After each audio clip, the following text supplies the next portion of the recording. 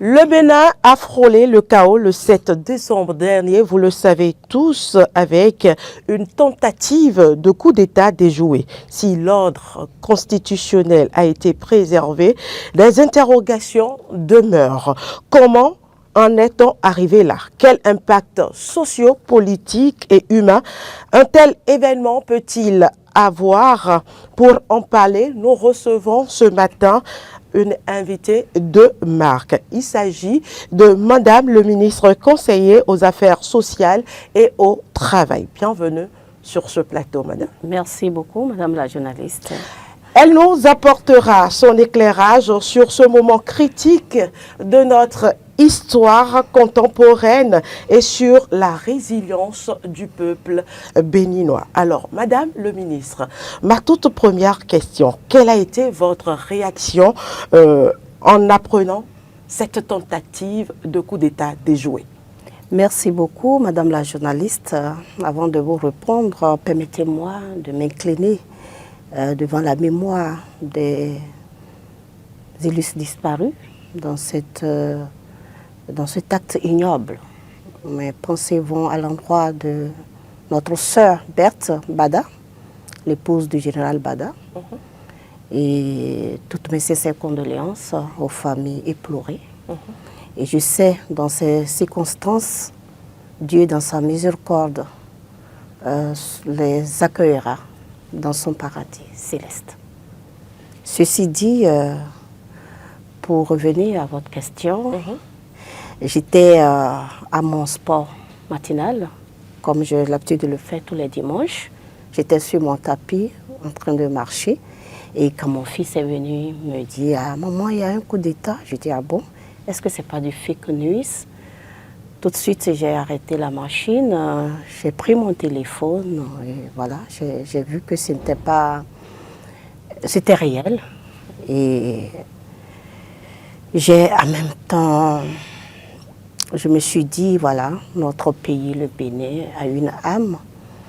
Et cette âme saura relever et préserver les acquis démocratiques. Parce que notre peuple, le peuple béninois, est un peuple qui a une culture très élevée, une culture politique très élevée, et qui est très attaché à sa démocratie. Et cela n'a pas raté, le peuple l'a exprimé par son silence. Et c'est un signal fort. Donc je rends un vibrant hommage à ce peuple vaillant, le peuple béninois qui a encore une fois démontré son attachement aux valeurs depuis 35 ans, aux acquis démocratiques, que le silence de ce peuple en dit long. Alors, Madame la ministre, quelles sont selon vous les conséquences ou l'impact que cet événement a eu sur le moral de la population béninoise et surtout sur les couches défavorables? Vulnérables. Je dirais qu'il n'y a pas eu un impact négatif parce que c'est un peuple mûr. Le peuple béninois est un peuple qui est bâti sur, comme je l'avais dit tantôt, sur l'attachement des acquis démocratiques. Et cela, le peuple a démontré cela, parce que les mutés, si vous avez suivi, ils avaient voulu jouer sur la psychologie des populations, sur l'émotion. Le peuple béninois est un peuple qui ne tombe pas dans l'émotion. Le peuple est resté fort. Il y a quand même eu un choc. Oui, il y a eu un choc, mais le choc pouvait s'exprimer par la descente dans les rues. Mais le peuple béninois est resté silencieux, donc ce qui veut dire qu'il ne l'a pas impacté négativement. C'est vrai que dans les réseaux sociaux, et nous savons ce qui alimente ça c'est sur les réseaux sociaux. Mais le peuple, les populations sont paisibles. Parce que nous avons un chef d'État qui incarne la confiance, qui incarne un homme d'une grande valeur et qui, ça n'a pas raté parce que le jour même du putsch, il est venu à la télé pour rassurer ses compatriotes. Alors, je ne l'avais pas annoncé, Hugues-Hector Zogo est resté sur ce plateau avec moi. Et c'est pour vous poser également quelques questions. Hugues.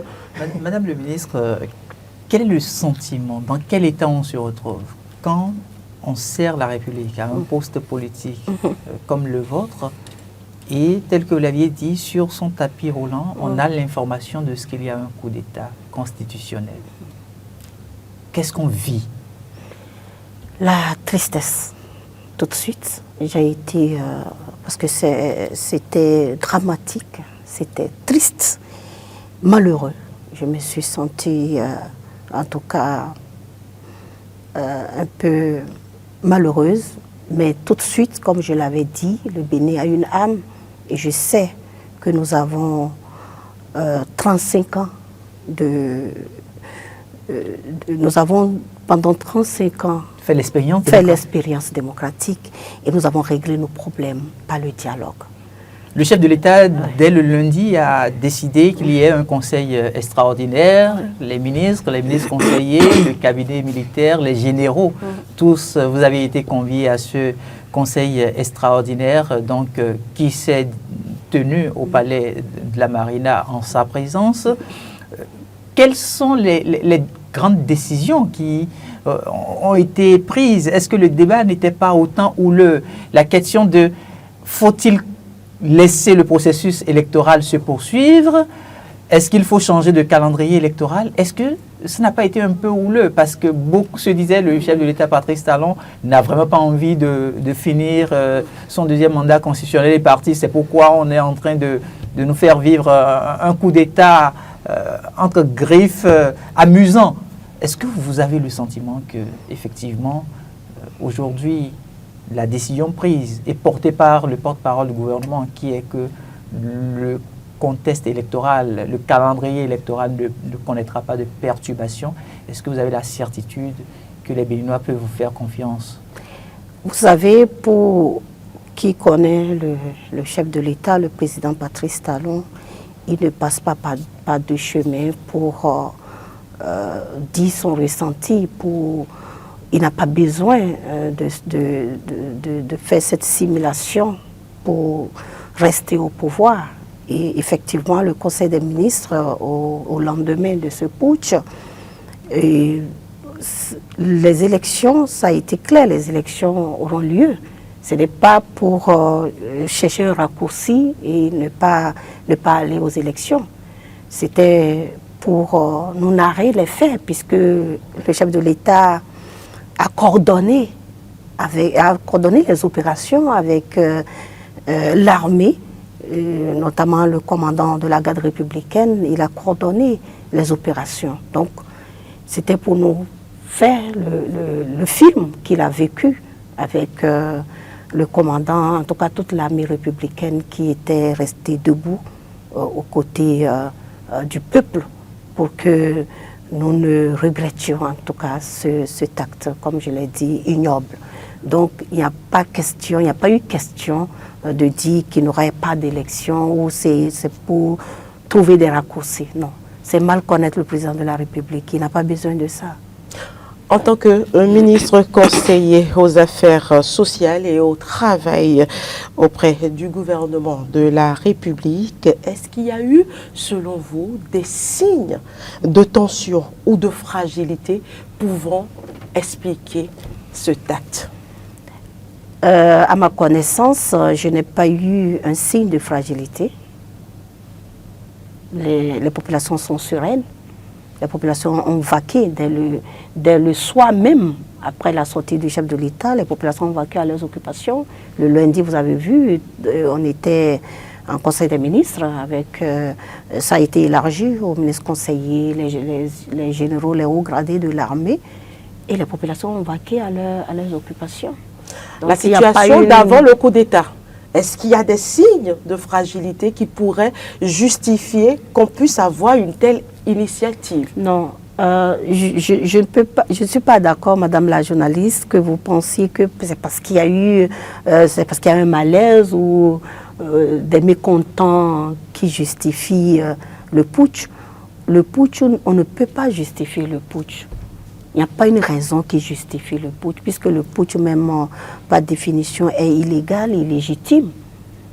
Et au Bénin, nous avons cette culture démocratique, ce n'est pas le dialogue. Et le dialogue, depuis que le chef de l'État, le président, depuis 2016, il y a toujours eu de dialogue. Le régime n'a pas empêché le dialogue. Même à l'Assemblée nationale, il y a le dialogue, en tout cas à l'Assemblée, nous avons il y a le dialogue. Et la démocratie, un bon démocrate doit accepter, même si la majorité emporte. Quand tu es démocrate, tu dois soutenir et accepter. C'est ça aussi la démocratie.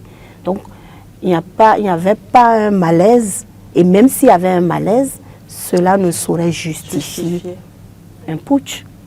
Alors, Madame le ministre conseiller, dites-nous, est-ce que le gouvernement prévoit des actions spécifiques pour rassurer les citoyens et restaurer la confiance après ce choc? Bien sûr, et c'est déjà ça que nous attelons à faire. Ma présence ici, c'est aussi pour rassurer la population de rester sereine, de rester soudée, comme nous savons le faire, et que la situation est maîtrisée depuis le dimanche. Et je pense que les enquêtes qui sont en cours pourront en tout cas situer les responsabilités.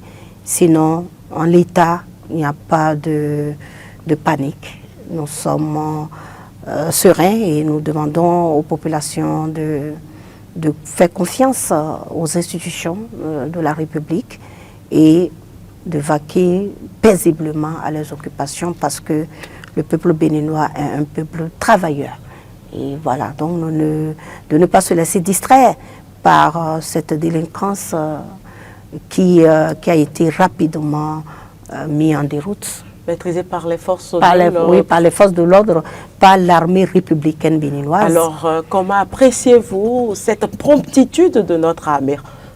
Oui, c'est la preuve que c'est une armée d'abord professionnelle, une armée républicaine, comme le nom même l'indique, et qui sait qu'il ne doit pas s'y mixer dans les affaires politiques. Donc, c'est le lieu également de rendre un vibrant hommage à ces forces de défense et de sécurité qui ont une fois encore montré qu'ils sont là pour la sécurité, pour protéger les institutions et les populations de Bénin. Madame le ministre conseiller, il y a quand même plusieurs agendas que notre pays doit pouvoir mettre en exécution. Il y a par exemple les Vodun Days qui sont là dans quelques semaines, des touristes qui doivent revenir au Bénin pour découvrir toute la richesse de notre pays. Avec ce coup d'État, bien que déjoué, est-ce qu'il n'y aurait pas un impact? C'est vrai que si je dis que ça n'aura pas d'impact, j'aurais menti. Mais qui sait le sérieux que nous avions à travers, bien sûr, la personne du président de la République, je crois que toutes les dispositions sont prises pour garantir la sécurité à nos touristes. Et aujourd'hui, c'est vrai que sur les réseaux sociaux sont inondés par la désinformation, l'intoxication, mais les dispositions sont prises pour assurer aux touristes, en tout cas, ils peuvent venir en toute quiétude. Et voilà, donc il n'y a pas... Parce que la base, c'est le peuple béninois. Et le peuple béninois a montré une fois encore son attachement, n'a pas suivi ces putschs-là, ces putschistes-là, j'allais dire. Et donc, ça rassure. Donc, je voudrais rassurer tous les touristes de faire confiance aux institutions, de faire confiance à notre armée républicaine. Et voilà, donc toutes ces dispositions, c'est pour leur quiétude. Ils peuvent venir en toute sécurité, en toute sérénité. Alors, votre mot de fin, nous tendons vers la fin de cette émission. Qu'avez-vous comme message? Surtout à l'endroit des familles. Des familles, voilà, ce que je voudrais demander aux familles, c'est de rester sereines, de cultiver la paix, de cultiver la tolérance et de ne pas se laisser manipuler parce que on ne peut pas, pour réclamer ou se faire entendre, on n'a pas besoin de recourir à la violence, voilà, de recourir aux armes. Le dialogue, rien que le dialogue pour régler les problèmes. Merci à vous, Madame Mariam Djaouga Saka. Je rappelle que vous êtes le ministre conseiller aux Affaires sociales et au travail. À l'instant, nous vous recevions sur cette actualité qui continue de défrayer la chronique afin que les populations soient de plus en plus rassurées du fait qu'il n'y a pas péril en la demeure. Merci à toutes et à tous de nous avoir suivis. Nous sommes au terme de cette émission. Nous vous souhaitons tout simplement un très bon week-end.